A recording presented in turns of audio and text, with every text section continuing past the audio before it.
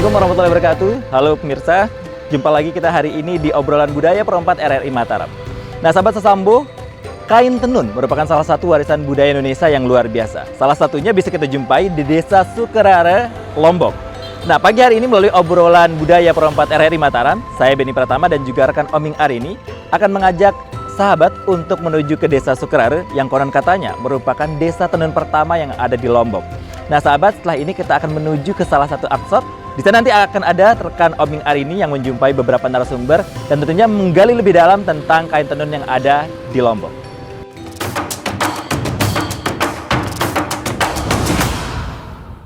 Baik sahabat Sasambo, Perempat Suara Budaya NTB, Suara Budaya Nusantara. Anda sudah bersama rekan saya Benny Pratama yang tadi sudah memperlihatkan ya gapura Desa Sukerare ini. Dan sahabat Sasambo, Perempat Suara Budaya NTB, topik kita yang akan kita bahas hari ini adalah menyelusuri jejak tradisi di Desa Sukerare.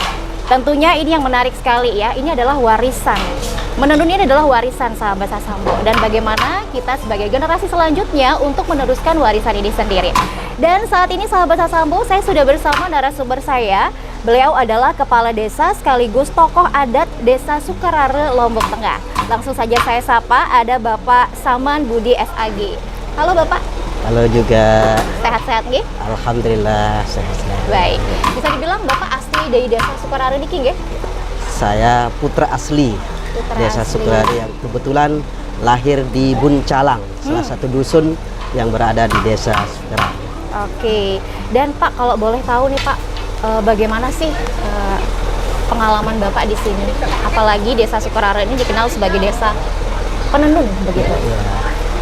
Alhamdulillah, sebelumnya saya Haji Saman Budi SAG, Kepala Desa Sukerare, Kecamatan Jonggat, Kabupaten Lombok Tengah, yang alhamdulillah pada saat ini baru menjabat selaku Kepala Desa kurang lebih 18 bulan, artinya sekitar 1,5 tahun lah. Selama kami mengemban tugas selaku pengayom masyarakat Desa Sukerare. Terkait dengan pengalaman kami di desa, alhamdulillah bahwa Sukerare ini merupakan salah satu desa yang ada di Kecamatan Jonggat. Dari 13 desa, Sukerare merupakan salah satu desa yang berada di Kecamatan Jonggat yang wilayahnya paling ujung selatan. Kecamatan Jonggat yang berbatasan langsung dengan Kecamatan Praia Barat. Dalam hal pengayoman kami di masyarakat Desa Sukerare, alhamdulillah masyarakat kami ini dikenal yang dengan memiliki warisan budaya dari leluhur kami sejak dahulu kala, yang kami secara kurun waktunya yang jelas, yang pasti bahwa tenun ini merupakan warisan budaya yang semenjak adanya Sukerare ini sudah ada ya. Sehingga pada tahun yang sesungguhnya, pada tahun berapa warisan ini, dari semenjak adanya Sukerare ini. Baik. Nanti kita akan bahas lebih lanjut mengenai bagaimana sih Desa Sukerare ini memulai tradisi ini, menenun ini. Kalau dilihat-lihat ini banyak arsop sebenarnya ya, Pak Budi ya, di Desa Sukerare ini ya. Arsop ini alhamdulillah di beberapa titik terutama di dalam desa, bahkan ekspansinya ke masing-masing dusun sudah ada.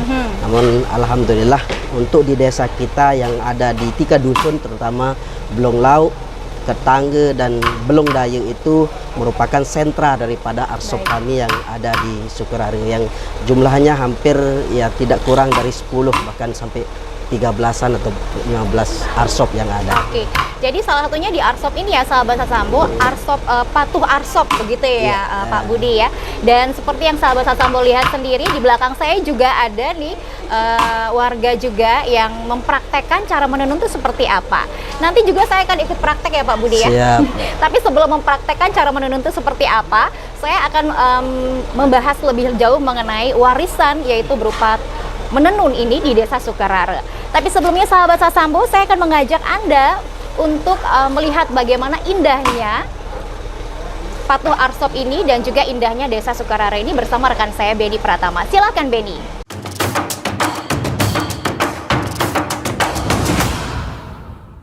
Sahabat Sesambung, masih di obrolan budaya Pro 4 RRI Mataram.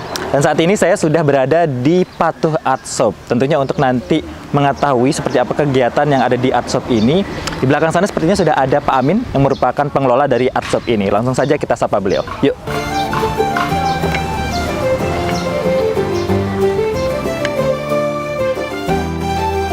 Assalamualaikum. Waalaikumsalam warahmatullahi Beni, Pak Amin dari RRI. ya, Pak Amin ya. Pak Amin, boleh minta waktunya sebentar lagi kita ngobrol-ngobrol seputar Patuh Art Shop juga perkembangan kain tenun tentunya. Gitu. Ya, silakan, boleh aja.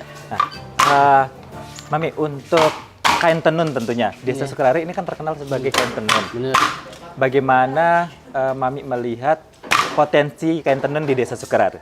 Ya, alhamdulillah dengan semakin meningkatnya kunjungan masyarakat sebagai penghasil tenun kerajinan yang ada di Pulau Lombok dan merupakan salah satu mata pencahariannya di samping bertani. Jadi pada saat ini alhamdulillah dengan perkembangan kunjungan, aktivitas dan peningkatan ekonomi yang ada di masyarakat Sukarare bertambah meningkat. Nah, baik. Nah, terkait dengan peningkatan ekonomi tentunya seperti yang Mami sebutkan tadi, seberapa jauh ini kain tenun bisa mengangkat perekonomian masyarakat terutama di Desa Sukarare ini kami? Ya, alhamdulillah. Jadi dengan produk-produk yang kami miliki, sekarang dengan kunjungan yang semakin meningkat, otomatis penghasilan dan pendapatan masyarakat yang ada di Desa Sukarare bertambah meningkat juga. Baik. Nah, Mami, ini kan ada banyak sekali jenis-jenis kain songket.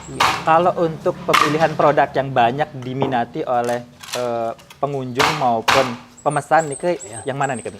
Ya, untuk produk-produk kami yang terutama yang terlalu diminati yaitu berbentuk selendang atau taplak meja, bahkan ada untuk selimut atau bed cover yang banyak sekali diminati, terutama yang songket dengan motif-motif yang khas.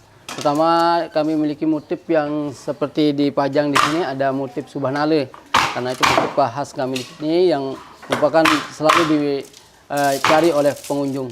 Baik, berarti tidak hanya dari kain-kain yang dipakai ya, atau dari jenis pakaian, tapi seperti tadi yang Mami sebutkan ada bed cover, kemudian selimut dan lain sebagainya. Boleh kita lihat ke dalam ya? Silakan. Mari kita ke dalam untuk melihat koleksi-koleksi yang kami miliki di sini. Ya.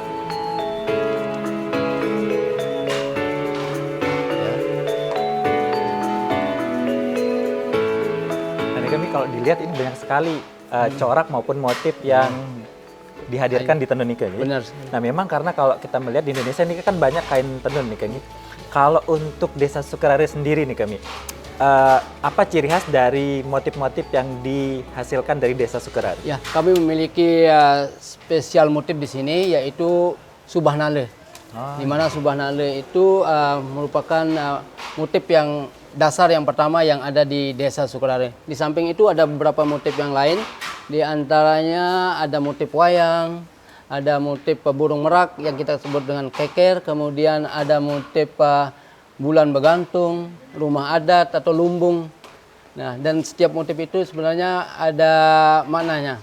Punya filosofi tersendiri. Ya, filosofi sendiri. Baik nih. Ini memang kalau dari yang disebutkan oleh Mami tadi itu ada beragam nih, dari Subhanale sampai jenis-jenis motif yang lain. Nah, kalau untuk penyaluran nih kami, artinya sejauh ini apakah cuma dipasarkan di Art Shop aja atau ada saluran-saluran lain juga yang digunakan nih kami? Ya, ada beberapa tempat juga kita nitip atau pajang juga beberapa produk kita, terutama yang ada di sekitar Lombok, ada di Mataram, ada di sekitar Senggigi, bahkan di Kute sekarang sudah mulai kita pajang juga di sana. Berarti memanfaatkan ya, potensi-potensi atau spot-spot yang ramai ini kan? Baik. Nah, sekarang kita bisa lihat koleksi-koleksi yang ada di Patuh. Nah, sambil kita lihat juga motif-motif yang kami miliki. Contohnya seperti ini yang kita sebut tadi Subhanale. Ini untuk motif Subhanale. Subhanale ya. Kemudian yang lainnya ini ada bulan, ya, karena ini ada urutan bulan. Kemudian yang di bawah ini yang saya sampaikan tadi, ini motif wayang. Kemudian Kemudian yang lainnya ada motif burung merak, ya. Burung merak, ini burung meraknya. Sepasang burung, seperti disampaikan tadi, ini filosofinya simbol dari bulan madu. Ini cocok digunakan oleh pengantin mungkin. Ya, benar sekali.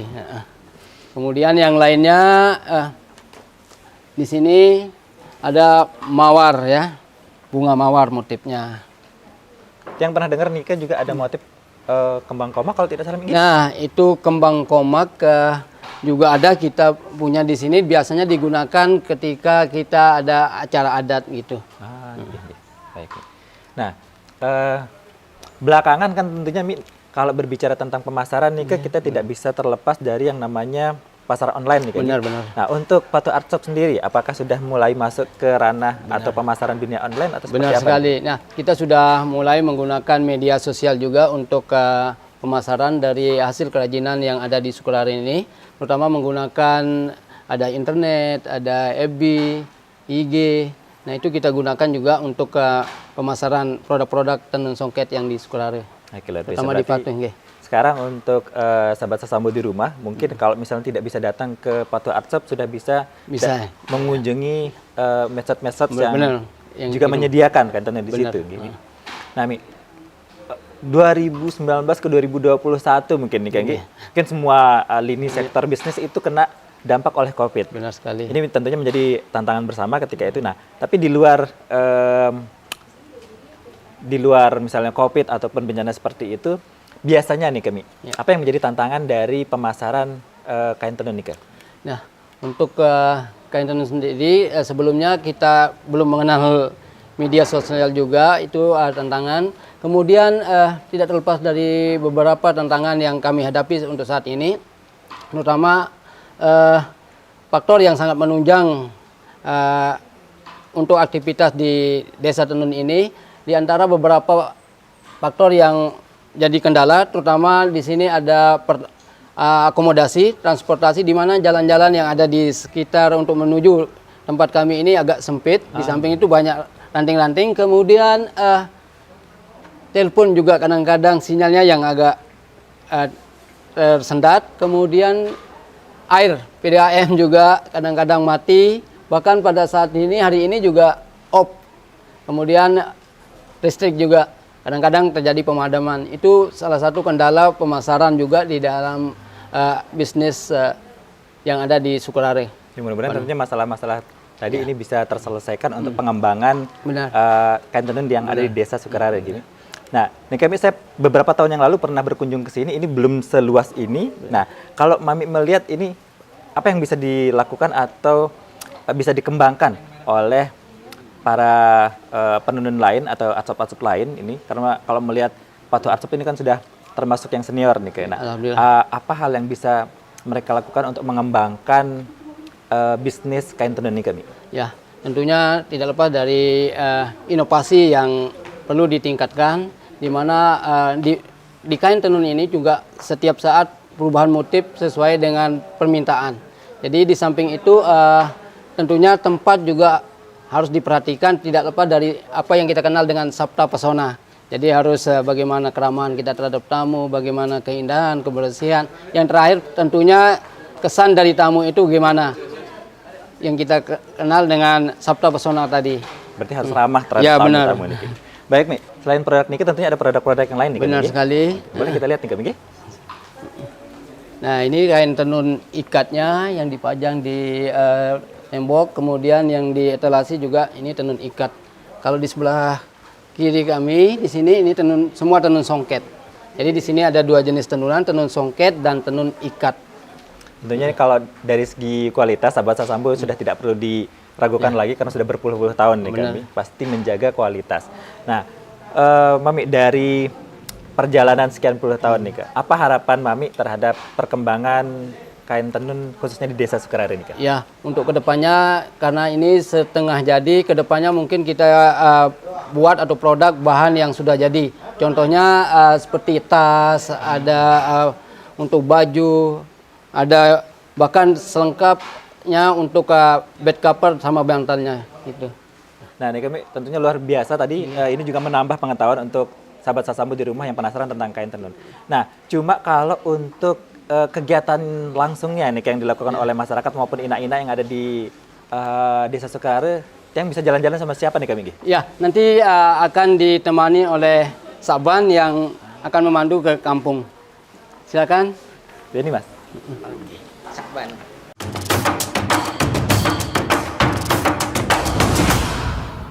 Baik sahabat Sasambu, perempat suara budaya NTB, suara budaya Nusantara, indah sekali ya Desa Sukarare ini, dan tentunya saya sebagai salah satu masyarakat yang tinggal di Pulau Lombok, Provinsi Nusa Tenggara Barat sangat bangga dengan apa yang kita miliki, yaitu tenun. Dan memang tenun Lombok ini sangat-sangat indah sahabat Sasambu, dengan coraknya yang beragam. Sama seperti yang saya gunakan ini sahabat Sasambu, ini merupakan pakaian adat suku Sasak Lombok ya, mulai dari lambungnya, kemudian juga ada tenunnya ya, dan tenunnya ini beragam sekali dengan kualitas yang sangat luar biasa.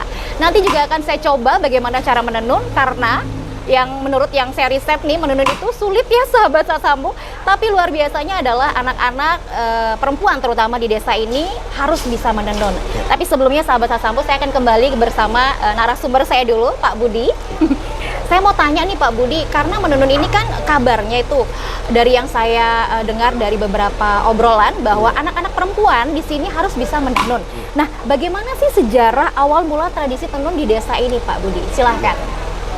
Baik ya, bahwa Sukarare ini merupakan salah satu desa tenun yang alhamdulillah menurut keberadaan daripada desa kami yang kami dapat dari leluhur-leluhur kami, dari pemimpin kami sebelumnya, bahwa Sukarare ini sudah memiliki kepala adat dari sejak tahun 1755 Masehi.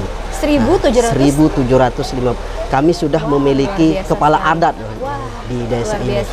Yang jumlah penduduk kami sekitar kurang lebih 12.000 orang. 12.000 orang. Dari potensi masyarakat kami yang ada di sini, alhamdulillah dari 12.000 orang itu sekitar 3.500 kepala keluarga, yang mana dari 3.500 itu ada 3.200 penenun loh.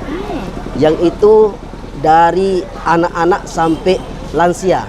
Itu jumlahnya tidak kurang dari 3.200 orang. Banyak sekali berarti ya. Alhamdulillah. Sehingga hampir di setiap kakak itu ada satu orang penenun di setiap rumahnya.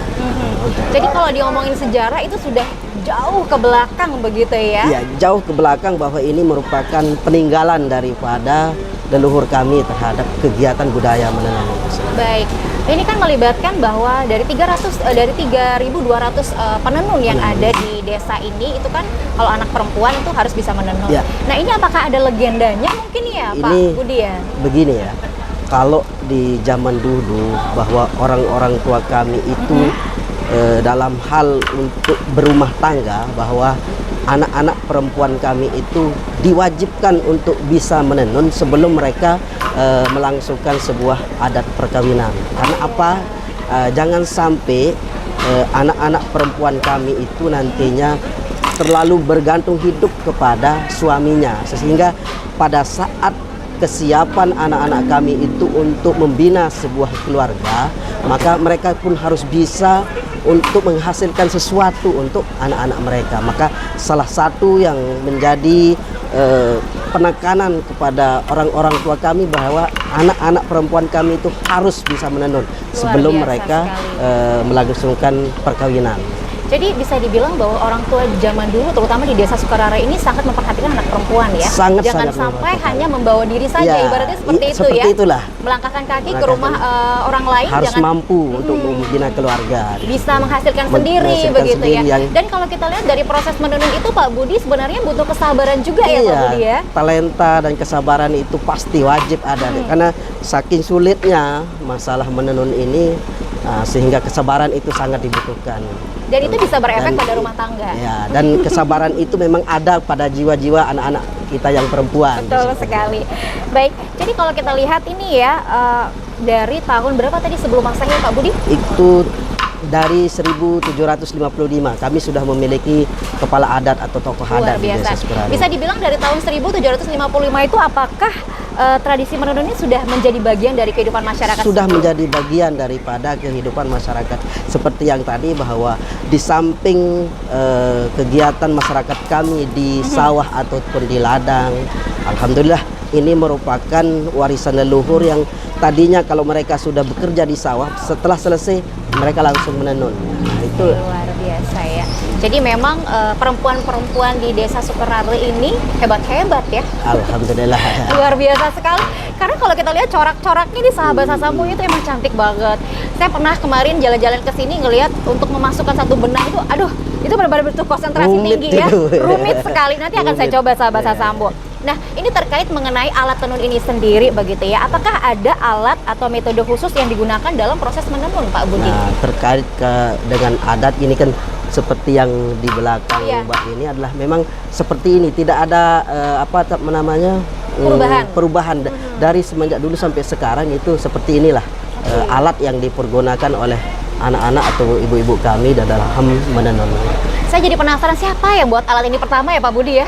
Nah, ini yang kami juga sampai dengan saat ini bentuk dan anunya kami juga belum mengkaji secara khusus tentang siapa penemunya yang sesungguhnya. Inilah juga nanti harapan kami dari pihak pemerintah desa nantinya untuk menjadikan hak paten terhadap penemuan alat maupun hasil motif-motif yang dimiliki oleh masyarakat. Itu harus jangan sampai menjadi warisan budaya kami yang sesungguhnya itu milik Sukarare, jangan sampai diambil alih oleh Saya setuju orang sekali lain. Pak Budi. Jangan sampai apa yang menjadi corak atau istilahnya corak tenun di sini itu bisa diambil orang. Itu kan sudah menjadi warisan turun-temurun ya, Pak warisan Budi. budaya, ya. Semoga segera ya Pak Amin, Budi ya. amin. Amin. Betul, kita dukung sama-sama karena ini adalah kekayaan milik kita bersama begitu ya. Nah, ini kan dalam proses menenun ini Pak Budi seperti yang saya bilang dari tadi nih bahwa butuh kesabaran, butuh ketelitian begitu kan. Sebenarnya ini bagaimana sih proses belajar menenun ini diajarkan kepada generasi muda, apalagi generasi sekarang gitu loh Pak Budi. Terkait dengan budaya ini, kalau kami lihat dari generasi ke generasi bahwa hampir bisa kami katakan bahwa ini adalah seperti ilmu laduni yang hanya anak-anak kami melihat tentang kebiasaan daripada ibu-ibu mereka, kemudian langsung meniru mereka. Sehingga pada saat mereka itu kadang-kadang selesai balik dari sekolah, langsung mencoba kepada apa yang dikiatkan oleh ibunya. Bahkan kalau nantinya kalau dilihat oleh ibunya itu anak ini masih terlalu belia, sehingga dia itu meniru kegiatan ibunya dengan mengikat dirinya salah satu tiang beruga, kadang-kadang di pohon pisang dengan menggunakan pelepah daun pisang. Itu meniru daripada kegiatan ibu-ibunya yang sedang Luar menenun. biasa. Jadi memang kan pada dasarnya seperti yang kita tahu Sahabat Sasambu bahwa seorang anak tuh suka meniru. Suka meniru pada Jadi memang awalnya. kebiasaan orang tua itu ditiru sekali Iya. oleh anak. Itu yang menjadi cara orang tua untuk mengajarkan itu ya. Dan Apakah pada ada saat batasan umurnya Pak? pada saat mereka sudah siap, nah Ya. ada ritual-ritual tersendiri memang yang untuk anak-anak kita kan lebih matang lagi untuk melakukan penenunan. Nah, di situ ya ada tokoh-tokoh kita yang nantinya memberikan sejenis apa ya, artinya pemantapan lah terhadap air itu bahwa dia itu sudah siap untuk menenun. Gitu. Apakah ada kategori umur Pak untuk kesiapan menenun itu? Kalau menurut kebiasaan yang di sini ketika sudah menginjak remaja anak-anak Akil balik berarti akil balik ya. sudah, Oke. sudah Jadi dipastikan mereka ada sudah tradisinya memang sudah ada bisa. ada upacaranya gitu ya. Secara upacaranya tidak ada, tetapi itu merupakan agar anak-anak kita itu cepat lebih memahami lah terhadap itu, sehingga adalah ritual-ritual tersendiri Luar yang dilakukan biasa. oleh ibu-ibu kita agar lebih istilahnya kami di sini itu adalah menge atau pintar lah gitu. Pinter. Karena ketika sudah akil balik kan emosinya anak-anak itu kan suka tidak terkontrol Iya. begitu ya. Jadi saya secara pribadi itu ngelihat kalau kita akil balik itu diajarkan menenun, mereka akan belajar untuk mengontrol emosi Betul, juga kali ya betul. Pak Budi ya. Baik. Terus kalau kita lihat ini sebegitu besarnya menenun ini menjadi bagian dari masyarakat Sukarare ini sendiri. Bagaimana perannya Pak? Peran tenun dalam kehidupan sosial masyarakat Sukarare. Ya. Sejauh mana dan sebesar apa? Karena seperti yang saya sampaikan tadi bahwa kegiatan menenun ini merupakan sebuah warisan budaya leluhur kami yang alhamdulillah efeknya cukup signifikan terhadap perkembangan sosial kami, lebih-lebih pada saat ini dengan media yang ada, dengan keberadaan tenun itu sendiri yang sudah membooming baik di Indonesia maupun di mancanegara, sehingga dampak positifnya juga luar biasa kepada masyarakat kami yang alhamdulillah dengan tanpa mereka dipaksakan atau diberikan penekanan, ternyata warisan ini selalu terulang terus menerus dan dilestarikan oleh masyarakat kami, sehingga alhamdulillah dengan Ibu bisa melihat situasi yang seperti saat ini dengan berdatangannya para tamu-tamu kita, baik yang di mancanegara maupun yang domestik, alhamdulillah tidak mengurangi dari 300 sampai 500 orang lah yang berkunjung ke Sukerari ini dengan keberadaan tenun soket itu sendiri. Tapi memang benar sahabat Sasambo, ketika saya datang hari ini itu sudah ramai sekali wisatawan yang tidak sabar untuk mencoba baju, kemudian melihat kain-kainnya, melihat prosesnya, itu luar biasa sekali sahabat Sasambo. Jadi bisa dibilang bahwa tradisi menenun ini sangat membantu pemberdayaan perempuan di sini, begitu ya. Dan kalau kita lihat ke depannya bagaimana, apakah akan bisa dipertahankan atau mungkin ada cara yang sudah dilakukan desa untuk mempertahankan supaya tenun ini bisa membantu pemberdayaan perempuan di desa ini? Memang harus kita sadari bahwa menenun ini pada saat ini ya, yang dulunya bahwa hanya ada di Sukerare, namun dengan perkembangan zaman yang sampai saat ini, yang kebetulan juga anak-anak perempuan kami yang menikah ke luar desa juga mengembangkan tenun ini, sehingga kami memberikan penekanan kepada masyarakat kami untuk mohon supaya budaya ini kita terus lestarikan dengan menjaga kualitas dan kuantitas yang kita miliki.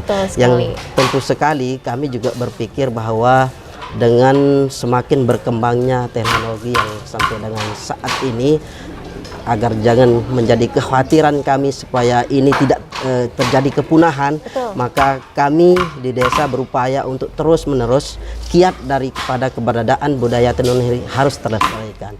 Sehingga satu hal yang kami upayakan dalam melestarikan budaya tenun ini adalah di setiap tahunnya kami dari pemerintah desa melakukan promosi-promosi ya, terutama sekali sebuah event yang kami lakukan adalah dengan acara Sukerare Begawe Jelonyesek. Wow, keren ya. Kegiatan itu merupakan kegiatan menenun sehari penuh dari jam 8 sampai sore, yang nantinya kami mengajak masyarakat kami yang ada untuk ikut menenun secara massal. Tergantung kepada lokasi kita. Kalau memungkinkan memuat 1000, maka kami mengajak 1000 orang. Kalau memuat sampai 2000, kami juga alhamdulillah di tahun 2023 yang kemarin kita mengadakan Sukerare Begawe Jelonyesek itu dengan menurunkan 2023 orang penenun.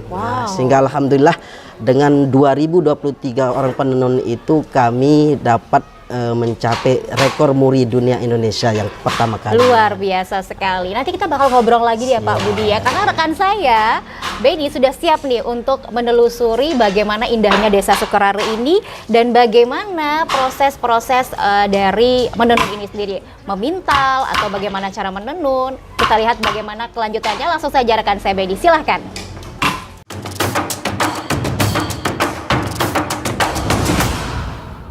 Nah, Mas Aban tadi kan sudah banyak dijelaskan oleh Mi Amin seputar kain songket dan juga desa Sukerare. Nah, sebelum mengunjungi desa, bagian mana dulu yang kita kunjungi nih? Jadi pertama kita lihat proses pemintalan benang dari kapas ke benang dulu. Oke, silahkan kita sini.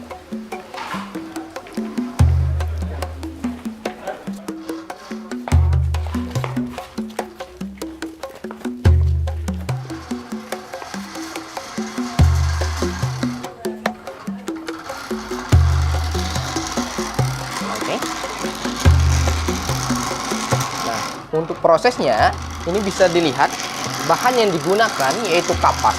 Nah, sebelum terjadinya pemintalan seperti ini, pertama kita harus jemur kapas terlebih dahulu. Nah, setelah dijemur, kita pisahkan antara biji kapas dengan kapas atau isinya. Baru terjadilah proses pembenangan seperti ini. Nah, seperti Produknya nanti kemudian menjadi benang nih, Mas. Iya. Dan di sini kita tanam kapas itu biasanya di pekarangan rumah atau di kebun. Nah, waktu musim biasanya ada musim panennya, baru kita panen kapas, baru di dry atau dikeringkan dengan cara dijemur. Nah, baru prosesnya seperti ini. Nah, ini memang menggunakan peralatan yang masih sangat tradisional, Mas Aban, ya. Nah, memang kita di sini itu dari awal itu pakai tangan, jadi manual, nggak ada menggunakan mesin kecuali seperti ini. Jadi masih pakai tangan walaupun kita pakai roda seperti ini. Nah, Mas Aban, kalau melihat yang sudah jadi seperti ini kan warnanya macam-macam nih. Kalau untuk pewarnaan seperti apa prosesnya nih? Jadi di sini kita pakai pewarna alam. Contohnya yang warna merah seperti yang Masnya pakai. Nah, itu kita pakai cabai. Dari cabai. Cabai. Nah, kalau yang contohnya yang seperti ini, Coklat, yang ya, coklat seperti ini, itu kita pakai asam jawa. Bage, nggih? Bage kalau bahasa kita. Iya. Berarti memang untuk pewarnaan sendiri ini tidak menggunakan pewarna kimia atau pewarna Iya. pabrikan, tapi pewarna alami, Ya, nggih? kalau kita di sini songketnya kita pakai pewarna alam semuanya. Nah, itu seperti itu. Ina nih kan, napi nama alatnya? Arah Arah namanya, nggih? Arah. Oh. betuk. Tapi gunanya kalau untuk betuk sendiri? Ini dipakai untuk Jadinya betuk itu digunakan untuk memadatkan kapasnya. Ntar akan kumpul seperti itu, baru akan jadi benang. Ya, hampir mirip dengan proses seperti ini. dengan pelinggi seram nih, Kak? Sarina. Dengan Ina Sarina nih, Kak. Pira tahun masih dia nenun nih, Kak? Umur 15 tahun. 15 tahun. Aran telung dasa tahun nih, Kak? Naning 73. Berarti sudah 40 tahun. Lebih, ya. Lebih, ya, 40 tahun. Nah, ini yang sudah diwarnai tadi, Mas Aban, Ini ya? sudah diwarnai. Baik. Boleh kita tanya Oke, ibunya? ya? silahkan. Ibu, kalau untuk dari dari kapas nih, Kak, nggih, sampai jadi kain tenun seperti ini butuh proses berapa lama nih, Kak? Tergantung motifnya. Oh, tergantung. Tergantung motif. Anggaplah yang paling gampang nih, Kak. Bisa jadi paling sebentar berapa, paling lama berapa? 2 minggu, 2 minggu paling cepat nih, Kak, nggih. Kalau yang agak rumit, 3 minggu, sebulan. ada yang sampai sebulan nih, Kak, nggih. Nah, itu dia. Jadi untuk sahabat sesambo di rumah, kalau nanya kenapa kain songket harganya cukup mahal, jadi karena prosesnya memang seperti itu ya, panjang. Jadi jangan mengeluh tentang harga, karena memang prosesnya itu sepanjang itu, Bu, nggih. Baik. Nanti Mas Aban tentunya setelah ini juga kita akan ke ina-ina yang ada di belakangnya, boleh. melihat langsung proses apa istilahnya nih, Kak? Nyongket nggih. Kalau di sini itu namanya nenun kalau bahasa Indonesia, kalau di sini nyensek. Oh, nyesek nggih. Ya, nyensek. Nah, sahabat sesambo, setelah ini nanti Mas Aban ya, kita Ya. akan menelusuri bagaimana proses nyesek tadi ya, yang tentunya nanti akan melibatkan ina-ina yang ada di Desa Sukerare. Mari. Oke, silakan kita ke kampung.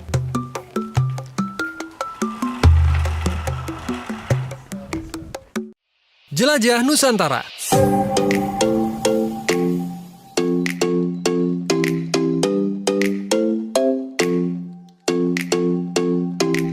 Tugu Katulistiwa adalah tugu yang terletak persis di Jalan Katulistiwa yang dibangun sebagai penanda garis lintang 0 derajat bumi setiap tanggal 21 sampai dengan 23 Maret dan juga 21 sampai dengan 23 September.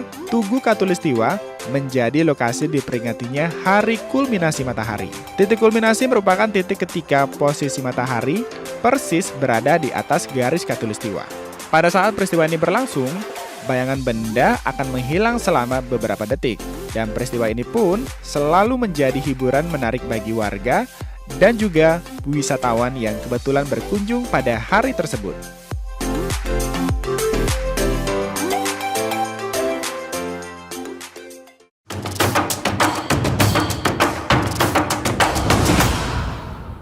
Baik sahabat Sasamu, perempat Suara Budaya NTB, Suara Budaya Nusantara. Jadi tadi sudah ngobrol panjang lebar sama Pak Budi ya Pak Budi. Sekarang saya mencoba alat tenun ini sendiri. Tapi saya belum tahu ini Pak Budi ini apa saja ini ya Pak Budi ya.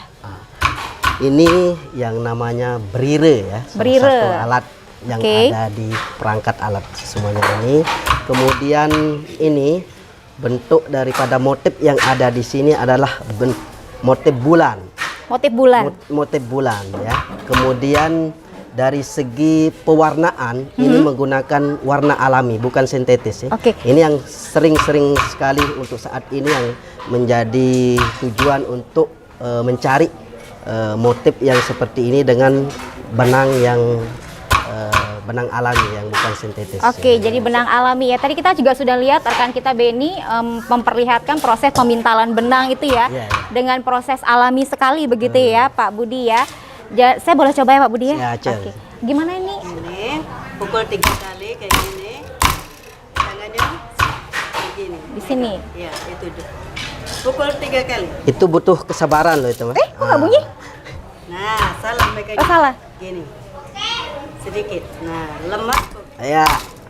Oke. Nah, mantap. Terus? Terus ini tangan kanan pegang. Pegang. Masuk di sini. Masuk di sini. Ya. Betul. Ya, betul. Nggak boleh nangkep. Sebentar. Jangan sampai ada yang nyangkut itu ya. Oke.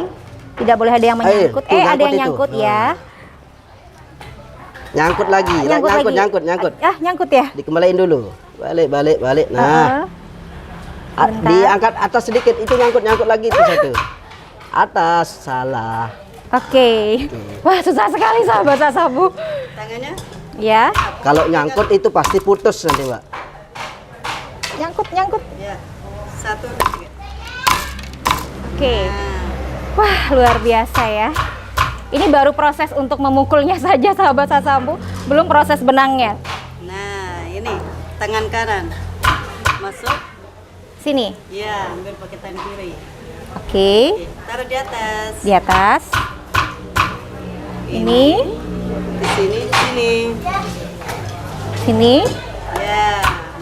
Nyangkut. Betul. Betul ya. Oke. Nanti dikerasin. Sama alatnya yang tadi itu berire. Nyangkut berire ya. Ya, untuk mukul itu. Oke. Yang putih lagi. Yang putih lagi dimasukkan di sini. Harus berurutan itu. No? Harus berurutan. Oke. Yang pink. Yang pink. Ini Oh, ini. ke Di sini. Iya. Tinggal 1. Yang putih Ya.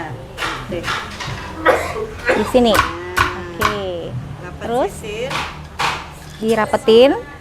Disisir ini ya? Ya. Nah. Oke. Setelah itu? 3 kali. Ya. Baik, jadi luar biasa sahabat Sasambo ya. Ini baru satu baris saja sudah cukup melelahkan ya. Jadi itu alasan juga kenapa perempuan-perempuan di Desa Sukarare ini langsing-langsing kayaknya ya Pak Budi ya. Karena ini mengucur keringat ya sahabat Sasambo.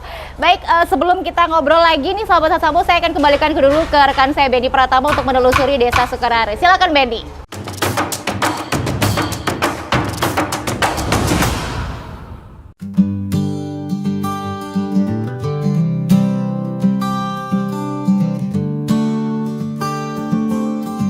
Sahabat Sasambo, masih di obrolan perempat RRI Mataram, dan sekarang Mas Aban kita sudah ada di salah satu rumah warga ya. Iya.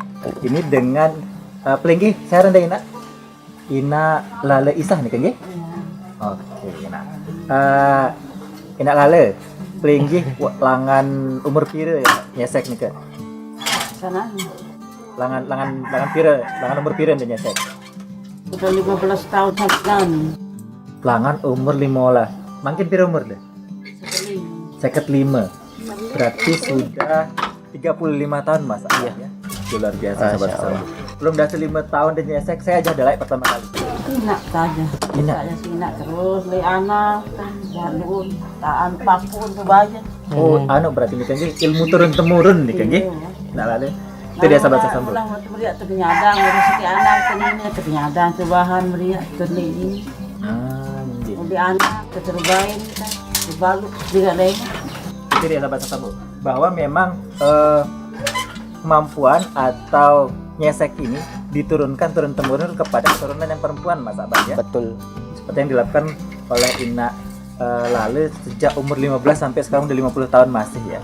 Terus melakukan nyesek, luar biasa sekali. Ina, napi sak si demen langan nyesek nih ke. Sampai ada demen. Enggak ada teman menonnya. Nesek kalau teman. Tapi tidak ada demen. Apa ketina? Nggih. Oh. Ketina aja anu kan separuh. Nanas, bulan kurung. Nah, itu. Ini salah satu yang membuat Ina Lale suka atau jatuh cinta terhadap nyesek sahabat sesambu. Jadi karena memang motif yang diciptakan atau yang dibuat dari kain tenun ini beragam dan cantik-cantik Mas Aban. Iya. Itu dia. Motif sebenarnya teman bulan kurung. Nanas. Nah ini dicerita ada Ina Lale napi doang aran alat sakadun dan nika. Nah, tangan sida tegal nika napi aran. Ya Berire. Berire. Sama pedang nika berire nggih. Terus sale julun. Penggun. Nanti Penggun. penggun. Saat tegal ya. Terus ya le berdiri sampai situ ngembang. Saya Pada berire lagu lain fungsi nika nggih. ini jadi kembang nih. Situ kembang ya. Ya kebun marah paran saya. Tergantung nih marah paran ini. Ya kebun tutup. Ya widin tutup.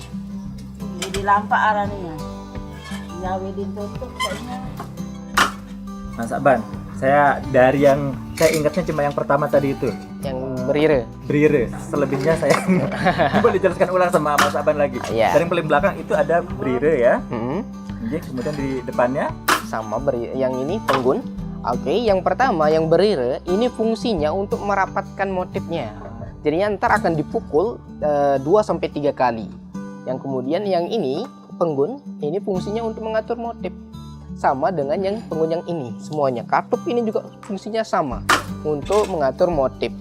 Makanya kalau mau lihat tingkat kesulitan itu bisa lihat bambu di depan sini. Satu penggunnya. semakin banyak. Semakin banyak bambu berarti semakin susah atau sulit. Seperti itu. Nah, Ale, lamun seki songket nih ke pirjelo digawe. Bulan. Sebulan itu. Ini sebulan. Seperti yang sudah diceritakan di depan tadi berarti Mas Aban ya bahwa Ya. proses untuk mengerjakan satu helai kain songket itu membutuhkan waktu sampai sebulan. Sebulan itu yang dijadiin sarung. Jadinya sudah siap sarung. Beda dengan yang jadi selendang. Kalau yang selendang itu prosesnya 2 minggu. Itu bisa lebih cepat karena tidak terlalu besar ya. Iya. Nah, enak lale. Lamun sidemia misal arak sa sebanale terus arak sa kembang bulan namanya. Bulan kurung. Bulan kurung.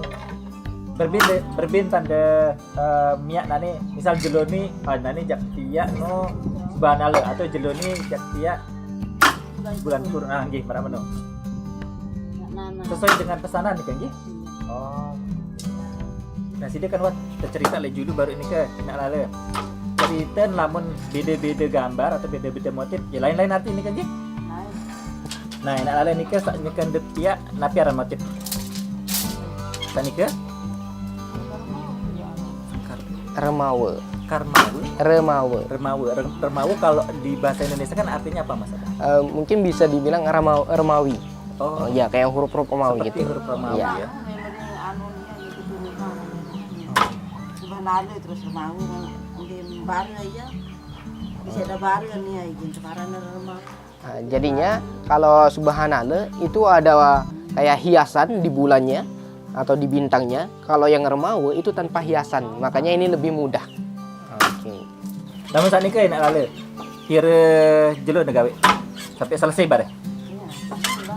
Sebulan ya ini kan nggih? Oh, ini berarti termasuk yang tingkat kesulitannya cukup Tinggi. rumit ya Mas Iya. Aban ya. Saya doang wadah aja sih deh enak lale. Anak doang atau misal arak dengan saya milih beraja. Bisa jauh-jauh. Oh, gitu. Berarti saya milih beraja bau nih kan nggih? Nah, itu dia. Selain keturunan, ya. Selain keturunan ini sahabat Sasambo, tentunya ini bisa juga diajarkan kepada orang lain ya. Bisa. Bau saya yang menarik ini dengan jauh bisa tahu saja. Nah, ya termasuk lewat garis pernikahan juga bisa diajarkan ya. Nah, jadi seperti itu. Memang ini juga salah satu cara mungkin Mas Aban ya untuk terus melestarikan tradisi nyesek ini ya, agar tidak punah tentunya. Iya. Kalau dengan Sumatera dengan jauh cepat dong yang situ. Nah, lamun dagang ya belain dagang arah sawah mesen langsung atau belen dagang. Iya, Bos. Berarti untuk penjualan sendiri atau pemasaran dari masyarakat itu sudah ada nanti apa istilahnya Mas Abang? Ada orang-orang yang langsung ngambil ya? Jadinya untuk yang songket ini, ya untuk yang songket seperti ini itu biasanya ada yang sudah memesan atau kita kolektif atau kita kumpul di koperasi. Nah, kalau di sini semuanya masyarakatnya penenun. Setiap mereka selesai dengan tenunnya, mereka akan taruh di koperasi. Nah, koperasi ini yang menjadi penyambung antara produk dengan orang luar yang menjadi pembeli. Makanya biasanya di sini itu orang luar atau turis itu datang seperti itu. Berarti dari masyarakat sendiri tidak lagi kesulitan ya dalam memasarkannya, tidak perlu pusing-pusing nanti kalau sudah jadi ini saya mau jual kemana ya. Nah lalu makin kan aran ja anak bajang gitu yang jadi marak layak kan mun layak ja gampang teteh aneh kajah nyesek. Nah mun makin kira-kira pada marak layak atau beremben lalu. Tetap milih aja nggih. Tetap dengan 15 tahun beraja. Ya beli kepelangan 2 beraja. Jadi memang walaupun sudah bisa dikatakan kita sudah sangat modern, tapi tradisi nyesek ini masih terus dipertahankan di Sukarare Mas Abang ya? Emang masih karena di sini budayanya kalau mau nikah harus bisa bikin 3 kain. Makanya mau nggak mau harus mau belajar seperti itu. Oke, luar biasa sekali. Ini poin penting sahabat Sasambo bahwa walaupun modernisasi sudah termasuk juga datang ke desa Sukarare, tapi tentunya salah satu budaya yaitu nyesek ini terus dilestarikan. Salah satunya dengan cara seperti tadi diajarkan turun-temurun. Turun-temurun. Baik Mas Abang dan juga sahabat-sahabat di rumah. Itu tadi ya kita melihat langsung bagaimana kemudian pembuatan kain tenun yang disebut dengan nyesek ya, langsung ke rumah warga. Selanjutnya kita akan kembali ke rekan Oming yang tengah belajar juga cara menyesek dan tentunya ada tingkat-tingkat kesulitan yang dilewati oleh rekan Oming. Langsung kita kembali ke rekan Oming. Silahkan.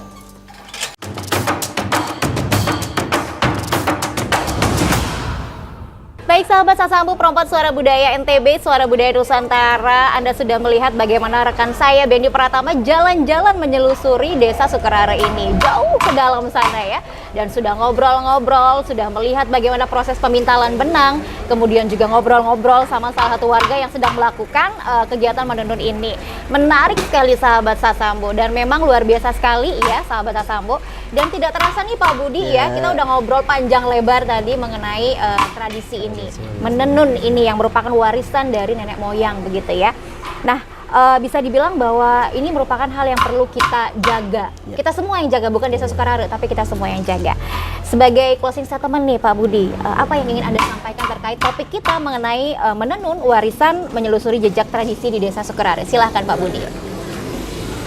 Kami berharap selaku pemerintah desa Sukarare bahwa warisan budaya menenun ini harus kita lestarikan, yang bukan kewajiban kami saja selaku pemerintah, namun harapan kami juga adalah kepada seluruh masyarakat kami yang ada di Sukarare untuk selalu berupaya maksimal untuk menjaga pelestarian budaya ini, dengan harapan kepada pemerintah juga melirik kepada hasil karya budaya kami ini, yang mudah-mudahan nantinya hasil daripada budaya tenun Sukarare ini dijadikan sebagai salah satu busana yang diterapkan di Provinsi Nusa Tenggara Barat untuk menggunakan sebagai pakaian, bukan hanya pakaian adat kebiasaannya orang Sasak saja, akan tetapi mungkin bisa masuk di instansi pemerintah, baik itu di sekolah dan di instansi-instansi yang lainnya. Yang tentunya harapan kami bahwa ini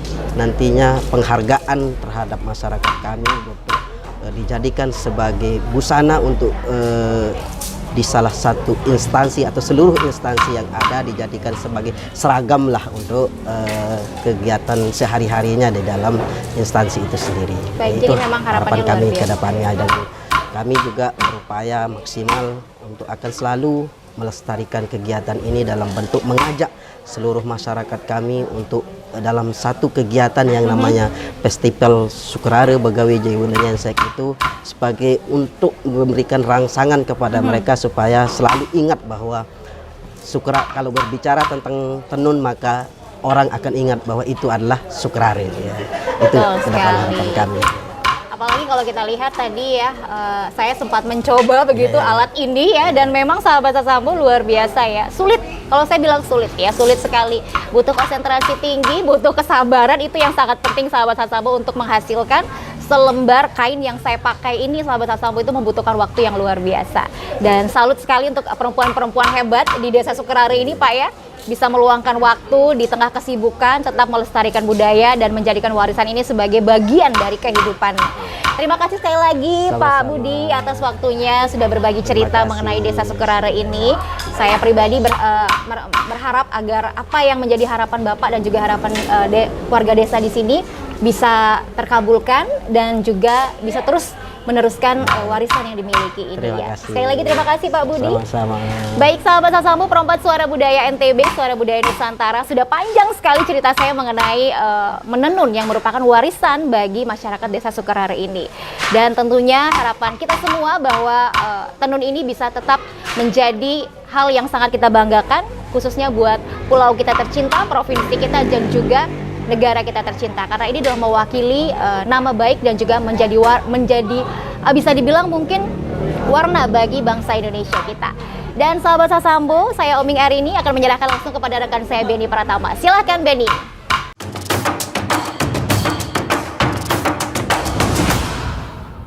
Sahabat Sasambo, itu dia tadi perjalanan kita di obrolan budaya Perompat RRI Mataram kali ini di Desa Sukerare, salah satu desa tenun yang ada di wilayah Lombok. Sahabat Sasambo, Sukerare telah mengajarkan kita bahwa modernisasi tidak berarti meninggalkan adat dan budaya. Karena sejatinya sejauh-jauh kita melangkah pasti suatu saat akan kembali pulang. Saya Beni Pratama dan juga rekan Oming Arini pamit undur diri. Terima kasih atas perhatian Anda. Sampai jumpa di obrolan budaya Perompat RRI Mataram selanjutnya. Dan wassalamualaikum warahmatullahi wabarakatuh.